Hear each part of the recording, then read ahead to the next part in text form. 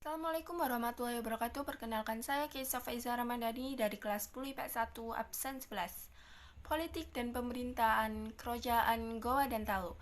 Sebetulnya ada banyak kerajaan di sekitar Makassar, misalnya Goa, Talo, Bon, Sopeng, Wajo, dan Sindereng. Namun hanya Goa dan Talo yang menggabungkan diri menjadi satu kekuatan dengan nama Makassar. Raja Makassar yang pertama kali masuk Islam adalah Karaing Matoya dengan gelar Sultan Alauddin. Penguasa selanjutnya adalah Malikul Said yang berhasil membuat kerajaan Makassar menjadi kerajaan maritim. Puncak kegemilangan kerajaan Makassar terjadi saat Sultan Hasanuddin memegang tembuk kekuasaan.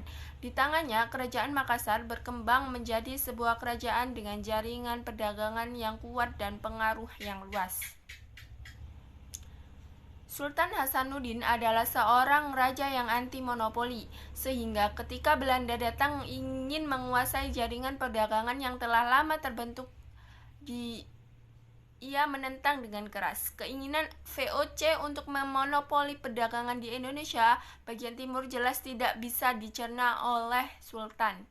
Konflik terjadi dan Hasanuddin berhasil menggalau pasukan VOC dari kawasan Maluku. Namun, upaya Belanda untuk menguasai jaringan perdagangan di kawasan Indonesia di bagian timur itu tidak pernah surut. Dengan siasat adu domba, Belanda berhasil memanfaatkan Arupalaka, Raja Bon, untuk memasukkan pengaruhnya. Saat itu, kerajaan Bon masuk dalam kekuasaan kerajaan Makassar. Akhirnya, pada tahun 1667, Sultan Hasanuddin harus menandatangani perjanjian Bongaya dengan Belanda. Kehidupan ekonomi Kerajaan Goa dan Talo.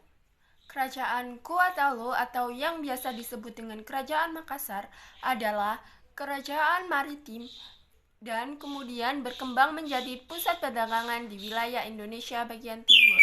Kerajaan Goa Talo menjadi pusat perdagangan bukan tanpa alasan, melainkan ditunjang oleh beberapa faktor, di antaranya yaitu memiliki pelabuhan yang baik, jatuhnya Malaka ke tangan Portugis pada tahun 1511 yang menyebabkan para pedagang pindah ke wilayah Indonesia Timur, letaknya yang strategis. Goa sebagai pusat perdagangan, kemudian wilayah Makassar berkembang menjadi pelabuhan internasional yang banyak disinggahi oleh para pedagang asing seperti pedagang yang berasal dari Portugis, Inggris, Denmark, dan masih banyak lagi para pedagang yang datang ke Makassar.